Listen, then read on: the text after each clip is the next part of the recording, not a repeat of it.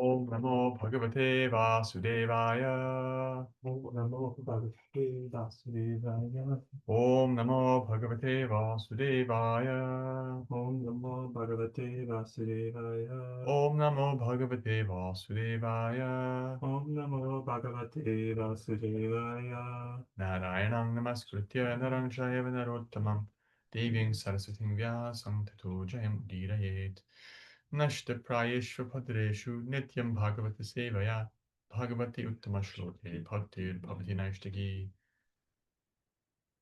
Continuing the Srimad Bhagavatam, Canto 1, Chapter 8, Prayers by Queen Kunti, Text 27.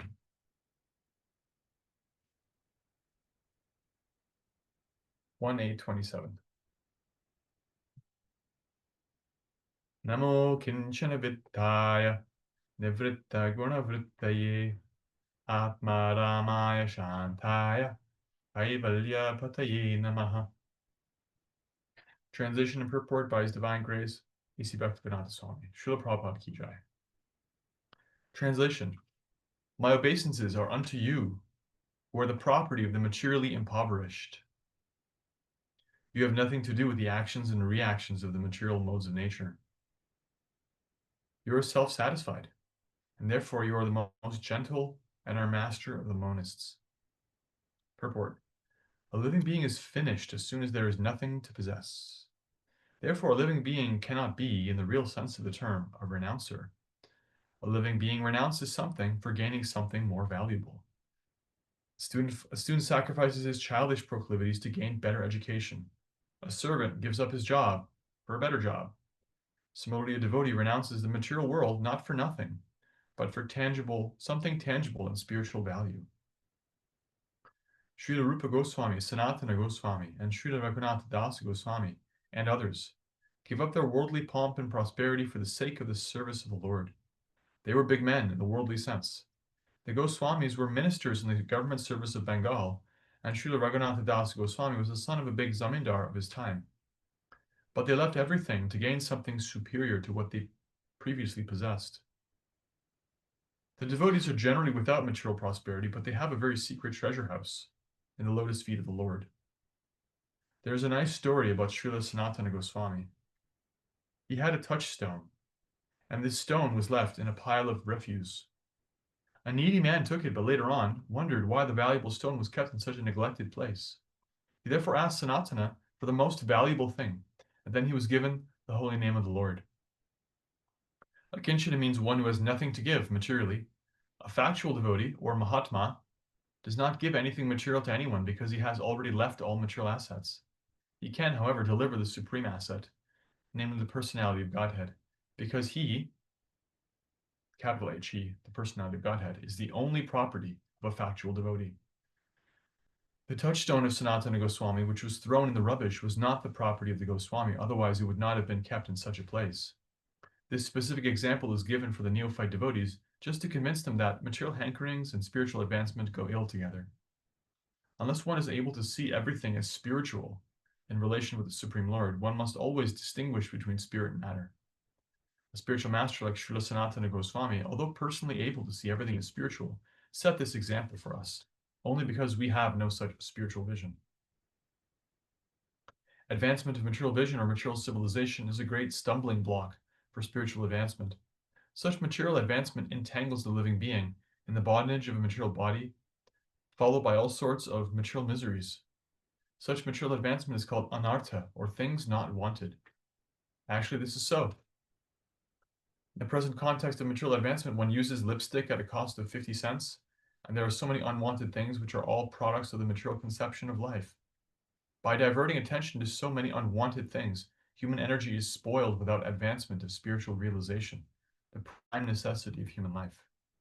The attempt to reach the moon is another example of spoiling energy, because even if the moon is reached, the problems of life will not be solved.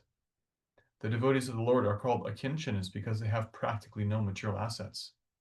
Such material assets are all products of the three modes of material nature. They foil spiritual energy, and thus the less we possess such products of material nature, the more we have a good chance for spiritual progress. The Supreme Personality of Godhead has no direct connection with material activities. all his acts and deeds, which are exhibited even in this material world, are spiritual and without affection for the modes of material nature.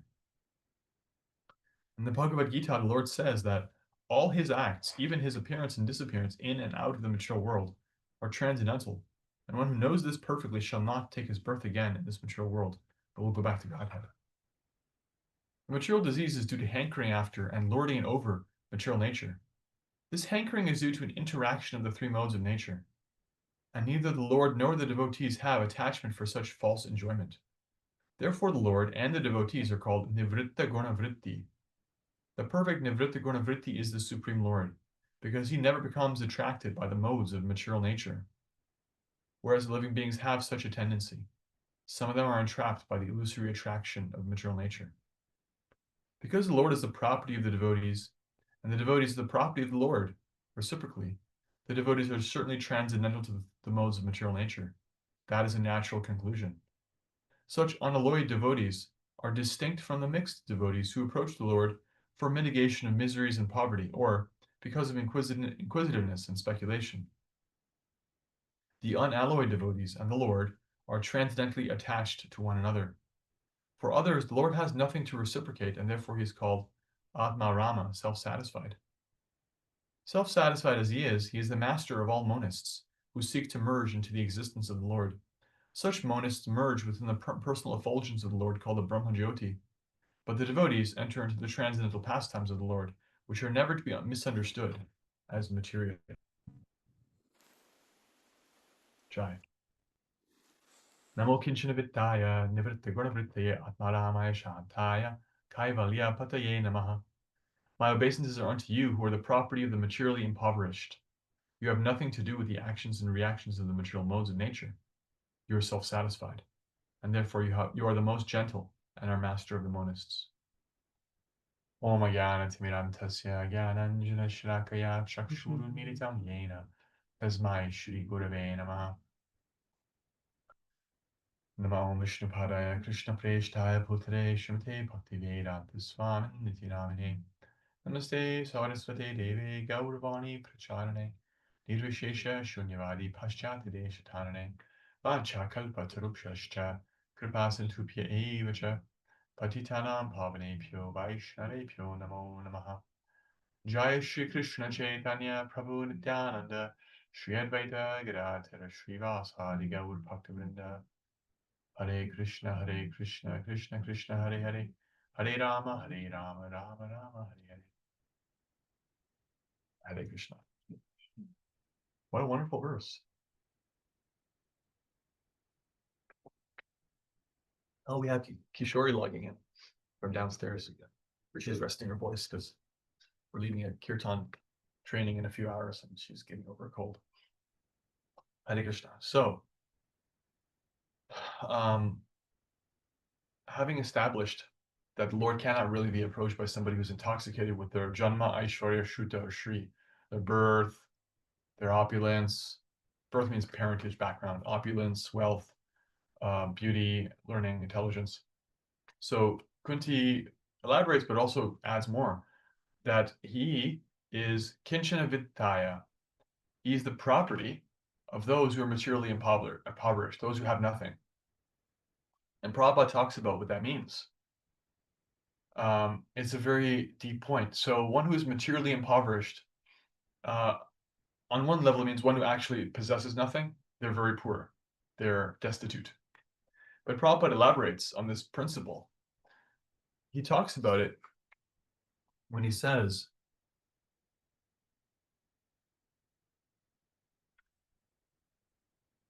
by diverting attention to so many unwanted things, the human energy is spoiled without achievement of spiritual realization, the prime necessity of human life. And he says, because this was written, actually, the first canto was written before Srila Prabhupada even came to the West, which means, I think 64, 63. So he's talking about the moon and the race to, develop spacecraft and man the spacecraft and go to the moon.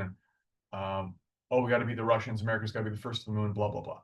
And it was a whole thing, right? And Prabhupada's saying, so right now people are making that a big deal. But if they get to the moon, it doesn't solve the problems of life. And he also criticizes lipstick in passing that plastic. He's fond of criticizing plastic culture, like filling up landfills with plastic things. We've gotten better at that. Actually, we've gotten more and more intoxicated with plastic nonsense. And the point here is this thing of what he says, diverting attention, because this is the actually the fruit of modern life. How is that? Well, material advancement begins with a promise of, well, you'll have your necessities met. It's very nice. It's necessary. It's important. We're actually in favor of that. And from that, some of that gets addressed, but not all of it. I mean, we have more than enough food, more than enough, not even close, to feed everybody on the planet sumptuously every day, 3 meals. And we don't even come close to doing that. It's not because there's not enough food. It's not because we haven't found the technology. We just haven't managed it. We're greedy. We throw away food. We waste a lot. There's very, very clear reasons why people starve. There's indifference. There's lack of there's apathy. There's political reasons. There's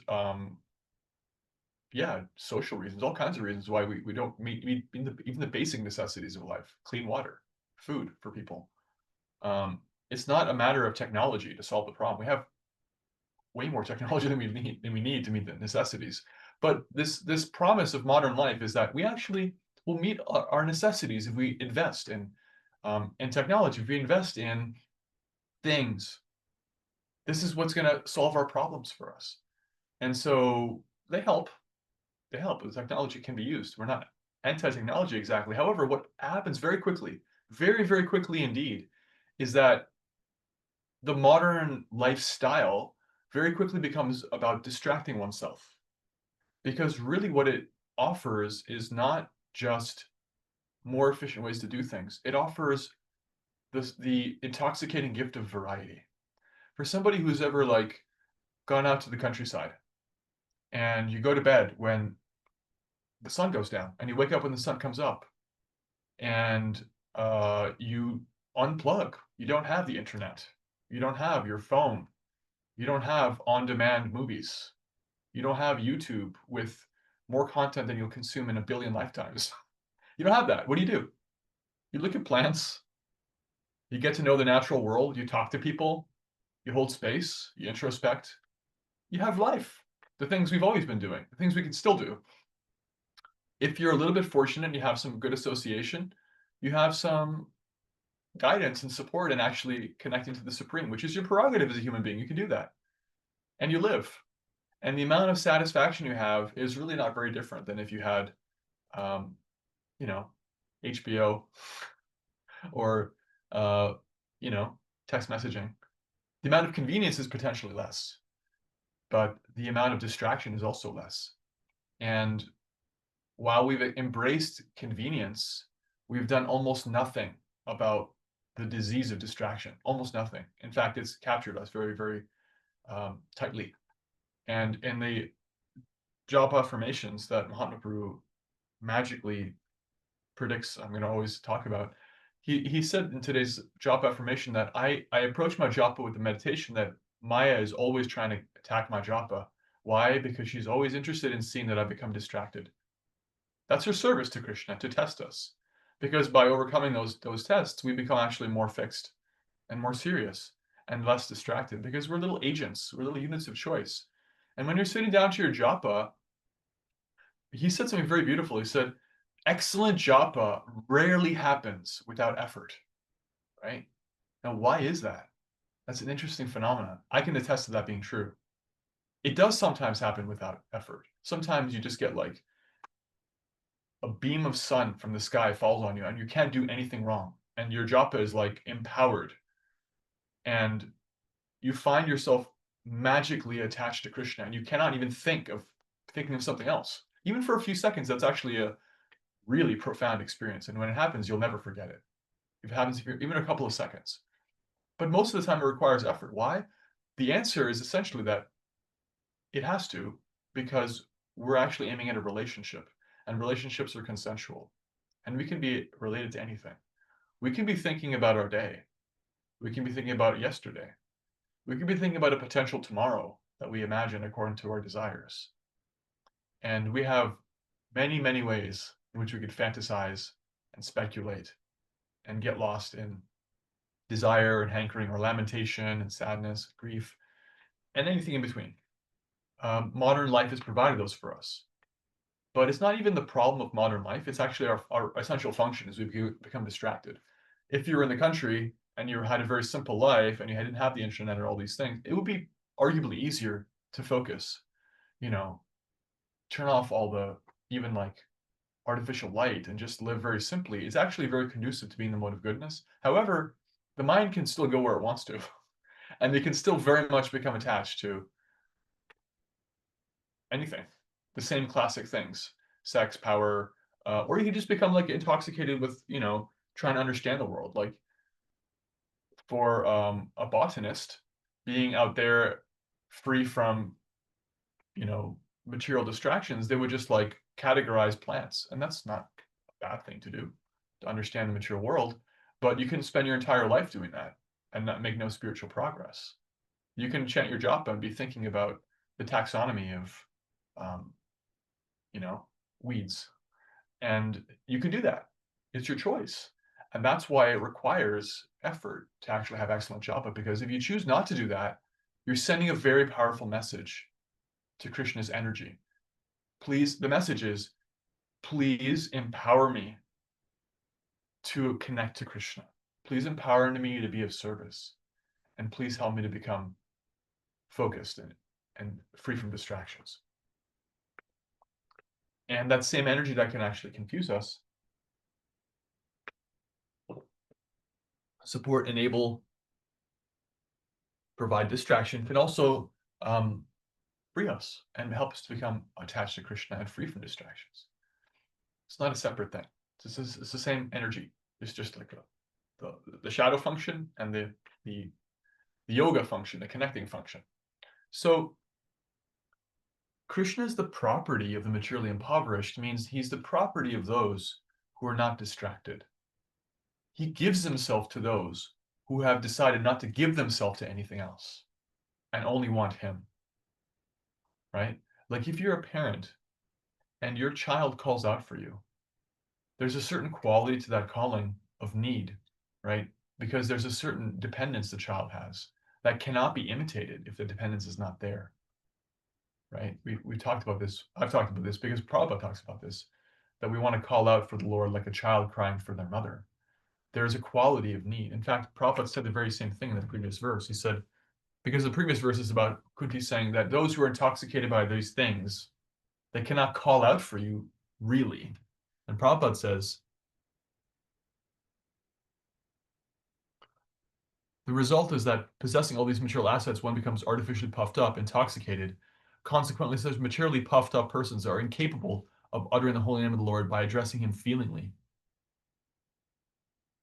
There is a quality to such utterances. It depends on the quality of feeling. A helpless person can feelingly utter the holy name of the Lord, whereas a person who utters the same holy name in great material satisfaction cannot be so sincere. So the analogy is given of a child because, especially with young children, they are keenly aware of their dependence. They're engineered to be aware of their dependence. They're engineered to ask for help. That's why their cries are so piercing. And that's why we're engineered to hear it and be very disturbed by that cry. Whether you're a mom or not, or it's your child or not, you're very disturbed by a child's cry. Why? Because we're supposed to be, because they're completely helpless. And if we weren't disturbed by that, no one would ever make it to adulthood. We're engineered for that. So it's an analogy we can all appreciate, because when that cry comes and it's desperate, wah! It cuts through everything, all your distractions, like, oh my God, what's going on, right? Ever have that? You're on a plane, you're not even a parent, and some child just like, their poor little eardrums are bursting or something, and it's just like, oh my God, they're crying, and everybody on the plane hears it, and everybody notices, and everybody has to force themselves not to notice it because it demands your attention. Well, here's the thing. If you're telling Krishna, I don't want anything else, it's not satisfying me, I just want you, he'll notice that in the same way. it's a sense of desperation, of helplessness. And Krishna is not a vicious person. Krishna is a very, very responsive person. As much as a parent, when they hear their child, they want them, they're there. Automatically, they're there. And all the things that they have, all their intelligence, all their attention, all their strength, all their instinct, completely available. Every resource is available. We hear stories of like parents who can like lift a car because the adrenaline is pumping in an emergency. They just become like magically superhuman because all the resources are at their fingertips. Why? Because their heart is there. Parents automatically love their children. That's why Prabhupada uses this analogy. Krishna already is completely in love with us. He's completely in love with us. Like a parent completely falls in love with their child, will do anything for them. He loves us so much. And the relationship only becomes thick and true to the degree that we decide, I want to even try to set aside distraction. I want to even practice potentially the experiment of what would it even be like to not be distracted and to just call out Krishna's name. That's where it starts. In fact, not even, it starts with just like, oh, let's just try chanting Hare Krishna. And you can do it when you're like, walking and thinking and drinking and eating, and you can do it whenever you want. And it's like, you can just show up to kirtan and you can think, this is cool, I like this. And meanwhile, you have other stuff going on in your head, but it works its way in. And then eventually you get to exercise your free will and try to really focus. And then when you make this beautiful decision, I'm going to try for this round, I'm going to try for this mantra, I'm going to try for this syllable to really be here, Krishna. Please present yourself. I really just want to receive you. I really want to see you, Lord. Thank you, Bhakti George Harrison. And if you try that for even a single syllable, you have a different experience than if you try the next syllable without really applying yourself. And that's what it means when Mahaprabhu says that excellent japa rarely happens without effort. Because in order to actually, once you've gone past that stage of initial mercy, Krishna is like giving you so much right away. In order to really crest that hill, really come to the top of the mountain, we actually have to apply ourselves to decide to let go of distraction. And that means cleansing our heart of all the unwanted attractions that we have. It doesn't necessarily mean we have to like cash everything we have and put it into a liquid form and give it over as a check to like your local holy person and like, wander the streets as a naked mendicant for the rest of your life. That's not what it means. It means you have to be free from attraction. Otherwise, every pauper is proud, even a pauper is proud of their penny. I've seen homeless people fight over garbage. They have nothing. They actually have nothing. They just accumulate the refuse of the world, and they can still fight over that because their tendency to become attached and be the owner and controller in your mind is not changed. That's what needs to change. It's not your socioeconomic status that has to change. It's your attachment level. So that's internal, and wherever you go, there you are. All those attachments are there. When you sit down to chant Hare Krishna, when you've gotten a little bit advanced and you're past that very introductory beginning phase where it's all very easy and it's so sweet, and it's like every time you sit to chant, you're like, wow, this is magic. I wish I discovered this earlier. This is so, it's flowing. Then you get to have the privilege of applying yourself and trying to let go of the distraction. And what distraction? Well, only you know. Because when you chant Hare Krishna and you try to become focused, that's when your mind will decide you really need to check your email. Or how dare they look at me like that? I'm so offended by that interaction. Or that thing that you thought you let go from 20 years ago can come up. Or your self-esteem issues can come up.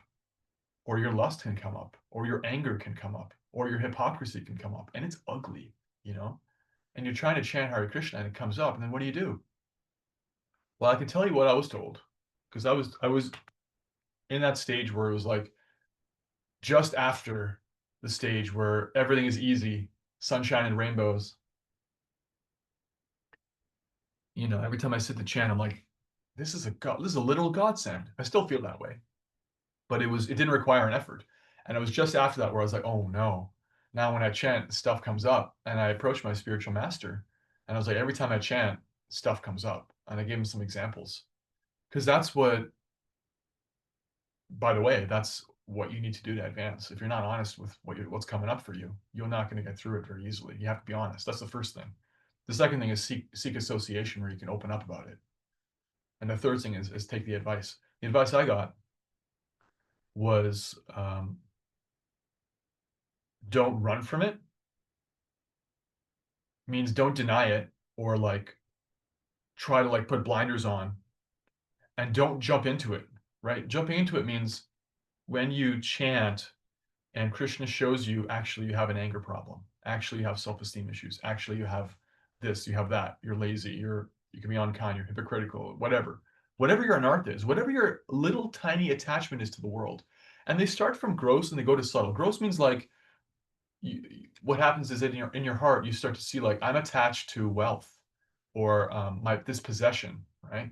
And then it starts to go to like personality traits where it's like I want to be in charge, I want to be in control, or I'm greedy. There's this sense of viciousness inside me that makes me actually angry and vicious or whatever. It goes from subtle, gross to subtle, like external to internal. Like like when you're cleaning a room, you clean the big pieces first, right?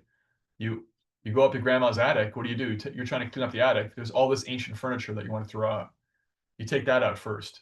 Then you're like, oh, there's all the smaller stuff. Then you notice there's like 75 years of dust, right? So you go from big to small. Similarly, in your heart, the attachments are getting removed from big to small. So getting lost and absorbed in it means when you start to chant and Krishna brings to your attention some material attachment, you have the privilege, the prerogative to just jump into that. You can chant your whole round, your whole japa, just thinking about your attachment and savoring it. I've done that. Anyone else done that? I've done that. You're chanting japa, and Krishna's like, you don't know it's Krishna necessarily. Maybe you realize later, but he helps you see, like, oh, it'd be cool. It'd be cool if we own that thing. Yeah, if we own that, that'd be really cool. It'd be really cool if you got a lot of respect, Shami Pras. What if you were like in charge? People like respected you. What would that feel like? It'd be cool? Sex. It'd be cool? This thing. What about that? What about if that situation went differently? What if you could have revenge against that person who mistreated you? What about that? And you can dive into any of these attachments, any of these flavors of being in control and the enjoyer, any of these flavors of distraction. You can dive into that. And if you don't, but you also don't deny it, you don't like ignore it. If you just offer to Krishna, like, Krishna, I need your help. Please. You're the greatest thief. You're the greatest thief. You stole butter. You stole the hearts of the gopis. You're the greatest thief. I know, and you know, I have these things locked away in a treasure chest in my heart. They're useless. Even if I don't have the strength to open up that treasure chest and throw out the contents, I want you to know I've hidden the key under the carpet. Please sneak in during this japa period. And when I'm not looking, unlock that treasure chest where I've kept this garbage that I've been accumulating like a desperate homeless person fighting over trash. Please take it away. Take away this attachment so I can just chant without being intoxicated by or attracted by these things. They don't help me. I know they don't help me. It's my own fault. I don't want to think about them. I don't want to deny them. I'm taking responsibility, but I'm coming to you. I'm not going to some Tony Robbins self-help course. I'm not doing anything else to make myself better. I trust you. I know that if I chant your names, you will help me. Please do that. If you can do that even for a couple of seconds, you'll experience magic. You will never experience. No price tag in the world can get you what Krishna will reciprocate with in that mode. Just like nothing and nobody in the universe can satisfy a child except for their parents when they have that need. Nothing. You take a fish out of water, there's nothing you do for it. Nothing. You can't massage it. You can't feed it. You have to put it back in the water. Only the water. It has to be home. Similarly, we need Krishna, and only he can give us what we really require. And that's a process. We have to test that out. That's a thesis. We can test that out. We've been trying the antithesis of that. We've been trying, what if this satisfied me? What if that satisfied me? We've been trying that for a long time. Staggeringly a long time, many, many lifetimes.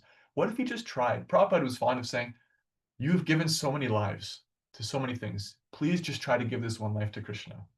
And like with any great goal, you have to break it down to manageable goals, which means giving this moment to Krishna. And the best way to do that is in your japa, because japa is the perfect authorized system. Japa and kirtan are the perfect authorized system to connect to Krishna in a simple and manageable way. You can just practice doing it in a single syllable and then try to make it a mantra. then try to string together 3 mantras, and then try to get around where it's like a decent amount of like that mode of Krishna, just you. And when stuff comes up, you can acknowledge it and you can offer to Krishna. And if it's actually urgent and you have to do something about it, you can pause your japa, write something down, give yourself permission to go look at it later, and go back to your japa. Go right back to it with full permission. And here's the thing, you have full permission. That's something that we may not actually realize. The Bhagavatam, when it's talking about these things, Prabhupada, when he's saying these things, when I'm reflecting my own experience and sharing what they're saying, all the acharyas, Narada Muni, Lord Brahma, Lord Shiva, Srila Bhaktisiddhanta, Nityananda Prabhu, everybody, they're all giving us permission. You can do this. You're allowed to do this. Don't be ashamed. Don't feel like you're self-indulgent. Don't feel like you are a problem. There's something wrong with you. You have permission to do this. You have the full eternal prerogative to try this experiment out in your life. Just give your heart to Krishna and see how you like it, and then do it again the next moment. And don't listen to anybody who says that you shouldn't do it, or you can't do it. You're not qualified. You'll never do it. You're always going to be unqualified. No, you have full permission and you have full blessings. And Krishna, as this verse says today, he becomes the property of somebody who has nothing else, who's decided and actually like convinced himself and convinced Krishna that they really don't want anything else. They just want him. For that person, Krishna is inextricably bound to them. He'll never forget them. For everyone else, Krishna reciprocates whatever they think they want. We have some mixed motive in bhakti. We may have some mixed motive. I want Krishna, but also I want some other thing. And that's understandable. And so there's practice. There's practice of testing out what it feels like to just have Krishna, and what it feels like to forget about that and dive back into being the owner and controller in this way or that way. We all have our flavors. And bhakti is that side-by-side experience.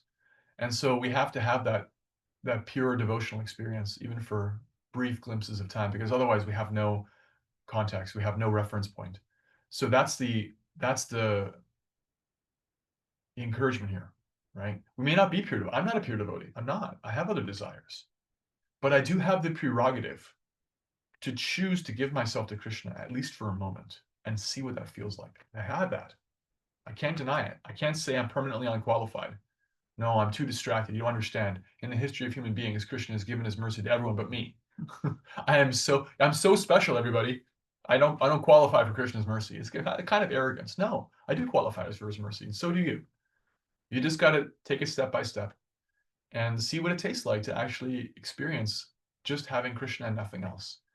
And all this criticism of modern life, all this criticism of distraction culture, all this criticism of opulences and assets is really just a criticism of the ways we have very cleverly, very, very cleverly created permission for ourselves to not do this thing of just giving our hearts to Krishna. All this modern living, all these attractions, all this so-called freedom from inconvenience, all this so-called freedom from starvation and disease. We've addressed some of those things. And also we've very sneakily, very, very craftily given ourselves so much ease to not give ourselves to Krishna, to not have to even try. It's very, very easy. We made it very easy for ourselves to be distracted. That's the culture that we're in right now. It's easy to be distracted. It's not easy to be attracted. But all those things put together don't add up to a billionth of Krishna's strength. They're just an insignificant part of his energy. We can't overcome them. We can't. We're never going to overcome them. That's what devotional addiction management means. We're not strong enough. We need higher power. But Krishna's strong enough. And he's kind enough. One devotee put it this way: Krishna is omnipotent and he's all loving, right? Means he can do everything and he cares about us perfectly. If he were omnipotent, but he was not all loving, we'd be in trouble. We'd be in deep trouble. There are such conceptions of the divine. It's kind of scary. Better serve out of fear, right? And if he was all loving, but he was not all powerful, then who cares? He's sentimental. He can't do anything for me anyway. He can't help me. He can't help me with my problems. Well, here's the fundamental problem: is that I don't take shelter of Krishna. That's my fundamental problem. And if you're not convinced of that, it's okay. You don't have to be yet. All you have to do is apply the principle of what if that was true? If that was true, what if I try taking shelter of Krishna and see how it maybe solves my problems at a core level? What if I try that, run that experiment? And you become more and more convinced that that's my real problem. My real problem is I'm not taking shelter of Krishna enough. Srila Bhaktisiddhanta said, there is no lack of anything in this material world except for Krishna consciousness. When he was asked about addressing poverty in mid-20th century India, he said, there's no lack of anything on this planet except for Krishna consciousness. And he grew up in Bengal. Bengal, 1920, you know, I mean, you want to see poverty? Look at what, like, who was the Prime Minister of England when World War II happened? Churchill? Was it Churchill? Churchill. Yeah. Churchill created he deliberately created poverty and famine in Bengal for economic and political reasons. Yeah, it's insane. So Srila Prabhupada saw millions and millions and millions of people die for nothing. Not for nothing, for someone's material gain. There's enough to feed everybody. There's no lack of anything except for Krishna consciousness. If we're actually Krishna conscious, we can solve all those other problems lickety split, no problem. My real problem at the individual level also is I'm not giving myself to Krishna. And if I do, I can experience the solution. So that's what this verse is about from Kunti, who actually is above all that. She doesn't have any distractions. So she sees this quality of the Lord, that he's actually the master of all transcendentalists, and he's the true property of those who have no other property. Hare Krishna. So let's take some comments. Let's take some questions, any reflections of things you heard. We also, I forgot to mention that Prabhupada gives the example of 3 of the 6 Goswamis, Rupa, Sanatan, and Raghunath Das, were all extremely wealthy, very attractive by account, and very, very high parentage, very, very intelligent. I mean, Jiva Goswami is like the most intelligent person I've ever, the most intelligent writing I've ever read is Jiva Goswami. They were all Saraswat Brahmins, and they gave up attachment to all those things to serve Lord Chaitanya.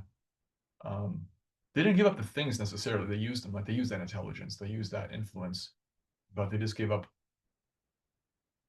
In fact, they did give up the externals because it was part of their specific mission. But this is our line. Our line is full of people who have, you know, some opulence and just use it in Krishna's service. So we have all the examples we need. Let's get some reflections on anything you heard.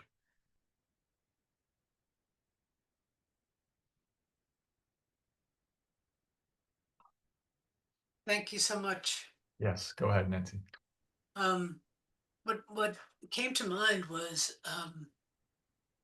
Krishna really wants me to have an authentic relationship, not one that I am doing what I think I should do, but I really don't feel it in my heart or whatever. And I have found that when I have been in a place where I am distracted by some negative emotion, something that is, pulling on my heart, somebody's hurt me or whatever, I do find that if I say, Krishna, I give this anxiety or this shame or whatever to you, it's not necessarily within that day that my rounds get better.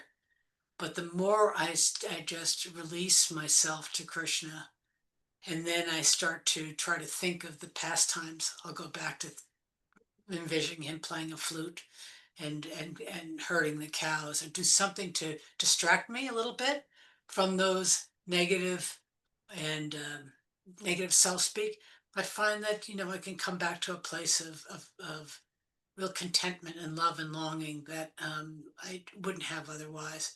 But I think that I like how you said, and Prabhupada said, I can't deny that these will come up. I keep on having to acknowledge them so that I can offer them. If I don't do that, I'm going to be a powder keg. I'll be sitting there, and all of a sudden, fire will be coming out of my ears one day because I have just stuffed everything. So thank you so much, and thank you for the lesson. Thank you. Appreciate it. The attempt to try to avoid distraction under our own power just results in misery. Krishna says that in the Bhagavad Gita, chapter 12. when Arjuna asks him flat out, what's better, to serve you, engage in yoga, or to serve the impersonal? And Krishna says, Klesha odikataras tesham avyaktasakta chetasam. It's just simply a path of trouble and difficulty to be attached to the impersonal. What does that mean? That doesn't just mean like, you know, renouncing the world, living on a mountaintop and being celibate and solitary and like, you know, not eating or drinking is a very difficult path. Yeah, sure, that's hard. You know what else is hard? Trying to like make spiritual advancement without Krishna's help. That's hard. That's impersonalism. Why is it impersonalism? Because we can refuse, even under the umbrella of bhakti, we can refuse to acknowledge that I need help, that Krishna is a person, not just an idea. He's actually a person with his own will and his own strength, which is inconceivably greater than ours, and his own heart, right? And if we don't want to acknowledge that, we're kind of like polluted by this impersonal tendency. And Krishna says it's very difficult, it's very painful, right? And real yoga, real bhakti means, Krishna, I need you, you know, like, and it's so personal, it's so attentive, and so it's all about just like trying to practice that, you know. So thank you for that reminder. Yeah. We had a comment here in the chat. I think it was from Madhuri Gopi, who says she had to head out. One second. I got it. Just then maximize that screen. Madhuri says, I wish I could stay, but I'm headed to work. Thank you so much for this class. I'm grateful for these teachings. Hare Krishna.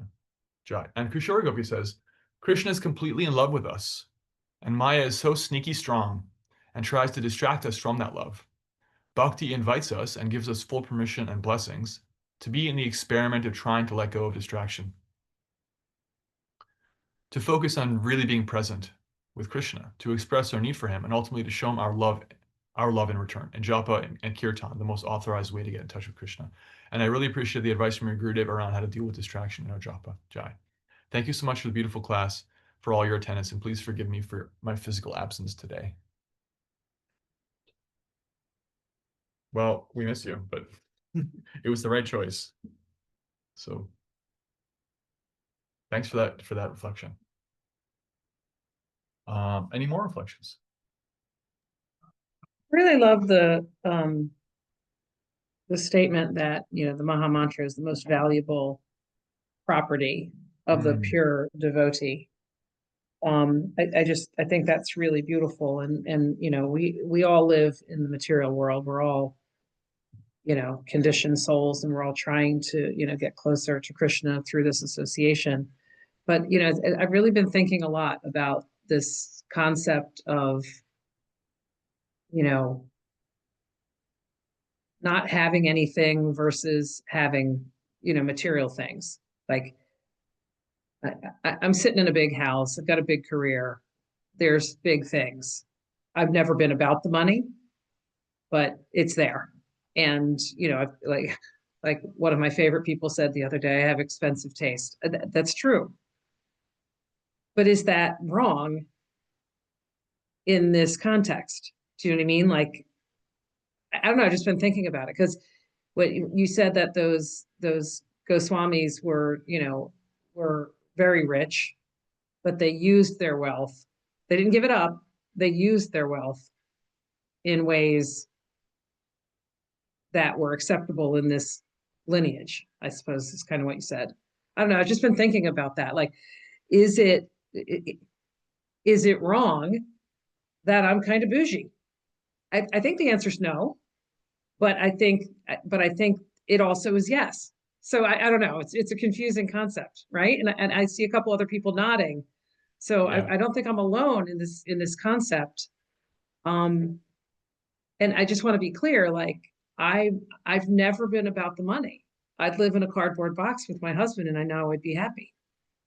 But you know, it's here, and I've been working on this trajectory, and I want to travel, and you know, I want to go back to India, and I need money to do that. So it's kind of a dichotomy, right?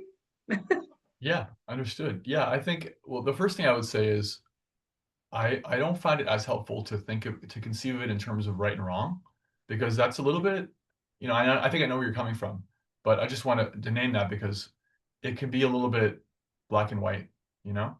Um, I think the essence of your question is it helpful or not helpful that I'm currently situated in a position that requires interacting with the material energy to this degree, and that I also have some attachment to the material energy to this degree.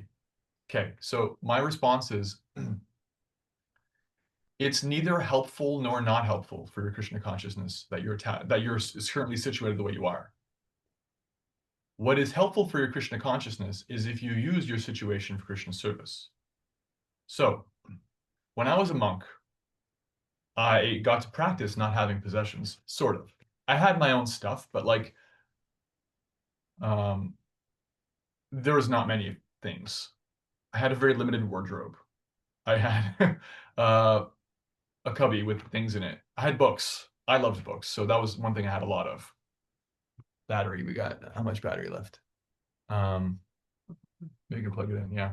Might have to kind of move that thing to adjust. I didn't have that much, so I practiced not having to go to work, not having to, like invest in that part of my life. And what did I have in exchange? I had a lot of time. I had a lot of really good association. I had service to the deities. And because of all that, I used that situation in Krishna's service. Because I was guided in how to do that, right? That's what life is like as a monk. Life as a monk is not necessarily more spiritually advanced than life as a householder. That is not at all necessarily true. Life as a householder is just different. You don't have the same demands. You don't have the same requirements. You don't have the same assets. You don't have generally, the same asset of time. You don't have the same asset of solitude, generally. You don't have the same asset of simplicity. You have the asset of money. You have the asset of proximity to people. It's actually, in many ways, Bhaktivinoda Thakur talked about this. He said, in many ways, it is easier for those who are householders to share Krishna consciousness than it is for brahmacharis and sannyasis. And if you want proof, just look at the footage from Kishore and I's wedding. Wedding is the ultimate form of outreach. You'll get people who will never come. I mean never, to a temple. They'll come to a wedding. Why? Because they love their kids. They love their grandkids. They love their friends. They'll come. What's a wedding but a celebration? But it's also, if you have a devotee wedding, it's just like a celebration, but Krishna's in the middle. And so everybody who comes takes prasad, everyone chants Hare Krishna, everyone I saw everybody in my family level up. I saw all my friends level up. And Kishore's family, they all leveled up in bhakti, because it's sneaky. And householders can do that. Brahmacharis can't do that. Monks can't do that. Sannyasis can't do that. They can sit and meditate and write books and help give advice from a very detached point of view to those of us who are attached in the world. They have other privileges. They have other situations. And it's very beautiful. But it's neither better nor worse. Your situation is what it is. You should, if you're interested in making advancement, understand what your assets are in your situation, what you cannot change. For example, you must work a certain amount, you must pay bills, you must serve your husband to an extent, you must keep your body fit, you must keep your mind fit. And whatever you need, you have to meet, right? That's part of your situation. And you want to increase your attraction to Krishna, which means increasing hearing and chanting. And hearing and chanting means actually doing the hearing and chanting. It also means doing the activities that support having taste for hearing and chanting. So that can be like, okay, I only have time for this much hearing and chanting in a day. I can't sit and read like for 2 hours of Bhagavatam and 2 hours of Chaitanya Charitamrita and a chapter of Bhagavad Gita and chant 16 rounds and do all my work and still have a relationship with myself. I can't do that, but I can have a basic, I have my rounds, I have my reading, and I give some amount of my money away to support distribution of books, transcendental literature. I give some amount of my other assets that I do have to support cow protection or brahmacharis and monks and ladies who are training to be, is fixed in their young Krishna consciousness. Or I serve this temple, or I serve this mission, or I serve Lord Chaitanya. That's an intact system where it's like the monks, whether they're the junior monks like brahmacharis or senior monks who've taken lifelong vows, they have detachment and they can offer advice and wisdom. And they have focus and lots of time for hearing and chanting. and they can teach, right? And the householders have charity they give, and they're paying for all these things. Who's paying for the temples to run? It's not some sannyasi. They're not making bills, paying the bills. It's the householders.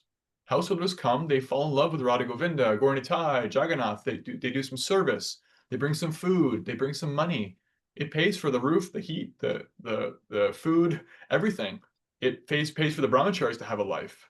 When I was a brahmachari, I didn't pay any bills, almost. I paid a few because like I wanted like a religious worker visa, different things. I tried to like contribute to, but I also got a lot of help from everybody, always. I was supported. And my service to the movement was different than a financial service, right? Because I was a brahmachari. So you can make a financial contribution, you can make a family contribution, you can support your family being Krishna conscious, you can serve your husband or children if you have them as extensions of Krishna. You can do that. That's all a beautiful service. You can make your house a sacred place for your own practice. You can make a house a sacred place to host other devotees. It's a very purifying and very authentic practice to do that for householders. You can use your possessions in Krishna service. You can use your time, your energy, your know-how you got from work, all those different skills you have in Krishna service. The second part of your question is it problematic that I'm attached to a certain level? And the answer is like, yeah, kind of. It is in the grand scheme of things, to the extent that it distracts you from Krishna, and only you can know to what extent that is if you're really honest with yourself. Only you and those who are actually you humbly present yourself to and receive guidance from, who like get to know you, get to know your heart, get to know your levels of attachment to Krishna and what you actually want. Like you very humbly admitted, like you have some attachment to living a bougie or kind of like a little bit comfortable lifestyle. That's not a bad thing in and of itself, because it does include, I will say it does include like having your basic material needs met and not having to worry about those things, which is good. It's very difficult to be Krishna conscious if you have poor health and you have to worry about your next bill, where your next meal is coming from. And those things can naturally cause anxiety and distraction. And so it's nice to be free from that, unless you're very advanced like Kunti and you can go through all kinds of wild stuff and still be Krishna conscious. Generally, you need to have your basic needs met. So that's nice. To the extent that you're like attached to things beyond that, that's actually just a manifestation of material attraction. And what Prabhupada's talking about when he criticizes material culture here, criticizing lipstick, criticizing like all of our inventions, is he's trying to wake us up that actually really everybody in the modern world, all of us, because we don't have natural born monks. We're all attracted to opulence. We all want to be comfortable. And you're not alone. You're not a bad person. It doesn't make you awful. It doesn't disqualify you from service, but it means that you have the privilege of practicing. What if I just, like Ekadashi, right? Ekadashi is like a practice. Like, what if I just don't eat grains and beans on top of not eating meat, fish, and eggs? I'll just like really be simple today. And your mind can be like, that's a travesty. What are you doing, Shamya-Pras? And you're like, let's just try it out. Let's just have like some fruits for breakfast and some nuts and yogurt. Maybe have some vegetables or like little quinoa for lunch. And I'm planning my whole day out. It's really simple. I'm not going to be doing elaborate cooking or shopping or eating. I'm just like really simply just saving time so I can practice bhakti and live my life. And when you do things like that, you'll realize that, oh wow, I survived. Oh, I chanted Hare Krishna in a 12-hour kirtan for like 4 hours and I feel great. You know, I actually don't need as much of this other stuff as I thought. I actually need kirtan. Oh, we read the whole Bhagavad Gita. I feel fantastic. I feel like I could do this again tomorrow. Every time I read the whole Bhagavad Gita, I feel like, why didn't I do this yesterday? Every time without fail. And every time without fail at the beginning, I'm like, can I do this? Can I really get through this? So it's a practice. You can practice letting go of the other things that aren't helping you to become attracted to Krishna. Hope that helps. Yeah, no, it definitely helps. It's just, it's interesting, reading the Krishna book and hearing about the palaces and all the jewels and the gazillion elephants and everybody's, even the elephants are wearing jewelry, like it's just interesting, an interesting dichotomy of wealth being a distraction versus pureness of the most valuable thing is the Maha Mantra. And I'm not denying that it is the most valuable thing. It's just interesting. Yeah. the Prabhupada said in the purport today,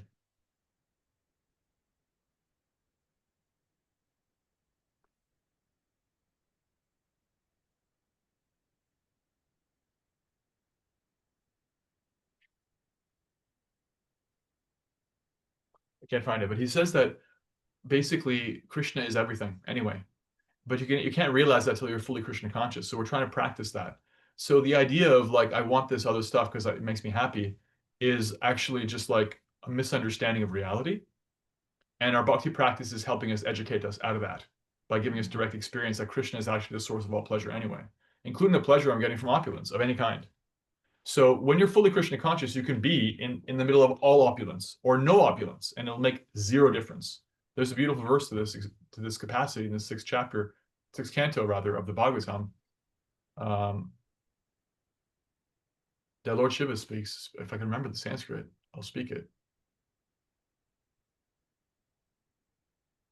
No, I can't. But it says that heaven and hell are equal to such a person because they're attached to Krishna. But if we're not there yet, we do have attachments. We can't be put into hell and be expected to be fully Krishna conscious. And we can't be put into heaven either and be expected to be Krishna conscious. We'll be like, oh, sweet. Wow. You're telling me I can live like this? Cool. Yeah, I'll get to my japa later. You know, like you might chant, but your heart will really be in it. So Krishna will manage your situation so generally we don't become too distracted, you know? And if you want to be comfortable in Krishna consciousness, then the best thing to do is to show Krishna that you're not going to be distracted by your comfort. So he doesn't become inclined to remove it so you don't hamstring your spiritual progress. If you can show you can be Krishna conscious in that situation, there's no reason to lose it at all. There's no need for him to take it away to save you from distraction. You could just, gradually give up attachment, even while you're in that situation. Raghunath Das Goswami was the son of extremely wealthy devotees, but they were like attached devotees. Like they wanted to just live happily, be comfortable, and serve Krishna at the same time. Raghunath Das Goswami fell in love with Lord Chaitanya and wanted to leave everything. Lord Chaitanya said to him, don't talk like that. Don't be a crazy man. You'll come to me in your own time. For now, serve your parents. Stay in the world. Be reasonable. Don't make any rash decisions. Be externally attached, but internally attached only to Krishna. And when the time is right, you can follow the path of being like a renunciate, which he did eventually. And so he functioned in that world for some time. So did Rupa and Sanatan for some time before they lived in loincloths in Vrindavan under a tree, excavating Radha Kund and writing the nectar of devotion for us, like chanting 1,000,000 rounds a day. And before they did all that, they had to live in the world and become free from the attachment to these other things. So before you retire to Vrindavan, practice retiring bit by bit in your house in the middle of opulence. Hare Krishna. And yes, that includes paying for pilgrimages. That is an excellent way to use the privilege of Grihastha life. And if you got leftover money, help pay for someone else's travel. It's an incredibly good karma if you do that. Martin. Oh yeah, I just love the idea of like attention being a borderline form of capital. Yeah, it's an asset. Like it's an asset, right? Like, and our tech overlords have figured it out extremely. Oh yeah, it's like the algorithm is all about capturing people's attention. Right, they call it the attention economy now, right? It's like literally like that's all. It does. Your location doesn't matter anymore. Your income, what you have, all that matters today is what are you looking at? What are you consuming? And it's like, I like watched this interview the other day of the inventor of the infinite scroll technology, right? So it's some JavaScript developer who he created the concept of back in the day you had to load a new web page, right? He developed the technology to, you don't have to reload the whole page, you just keep scrolling to facilitate absorption. Yeah, and it was like, and he said in the interview, it's his biggest regret. He regrets developing it. He's like, I did a terrible thing to modern society. Yeah, it's like, not all technology is going to. You can use the infinite scroll for Krishna probably somehow. You totally can. You can create an infinite scroll of deity pictures in Shastra. I've infinite scroll in the Bhagavatam. Yeah, right, but if you're not doing that, you just become more efficient than getting distracted. Yeah, right. Like there's a lot of technology that is purely just its ultimate goal. I don't know if it's ultimate, but like there's this.